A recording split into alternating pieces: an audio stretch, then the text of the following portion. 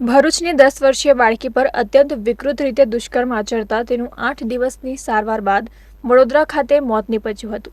બાળકીના મૃતદેહને તેના વતન ઝારખંડ રવાના કરવામાં આવ્યો છે, પરંતુ આ ઘટનાના સમગ્ર રાજ્યમાં ઘેરા પ્રત્યાઘાતો પડી રહ્યા છે। ત્યારે આ મામલે ડેડિયાપાડાના આમ આદમી પાર્ટીના ધારાસભ્ય ચૈતર વસાવાની પ્રતિક્રિયા સામે આવી છે। ચૈતર વસાવાએ આ અંગે જણાવ્યું હતું કે છેલ્લા 10 વર્ષમાં આવા કેસોની સંખ્યામાં ખૂબ જ વધારો થયો છે। આવા નરાધમોને ફાંસી અપાવવામાં પણ ખૂબ જ વિલંબ થતો હોય છે। પોક્સોના કેસીસમાં 4375 કેસ પેન્ડિંગ છે। હવે આવા નરાધમોને કડકમાં કડક તાત્કાલિક સજા થાય તેના માટે રાજ્ય સરકાર કડક કાયદા બનાવે તેવી તેઓ દ્વારા માંગ કરવામાં આવી છે। સાથે જ આવા મામલામાં ભાજપના આગેવાનોનું મૌન આરોપીને બળ પૂરું પાડતા હોવાનું પણ આક્ષેપ કરાયા છે। સ્થાનિક નેતા હોય કે ગુજરાત સરકારના ગૃહમંત્રી, મુખ્યમંત્રી જે મૌન સેવ્યું છે, એ મૌન આવા કૃત્ય કરનાર લોકોને હિંમત આપતું હોય છે।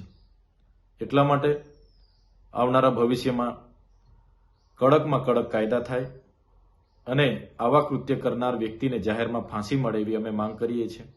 આપણે એક બાજુ મહિલા સુરક્ષાની વાત કરીએ છીએ, બેટી બચાવ બેટી પઢાઓની વાત કરીએ છીએ, પણ જે ગુજરાતમાં છેલ્લા 1 વર્ષમાં 648 જેવી આવી ઘટનાઓ ઘટી છે, એ આપણી વરવી વાસ્તવિકતાઓ છે જે આપણે બધાએ સ્વીકારવાની છે।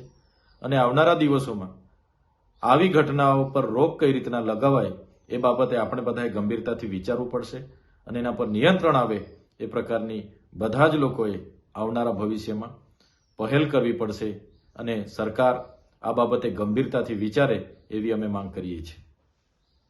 તો આ તરફ ભારતીય જનતા પાર્ટીના ઝઘડિયાના ધારાસભ્ય રીતેશ વસાવાની પણ પ્રતિક્રિયા સામે આવી છે।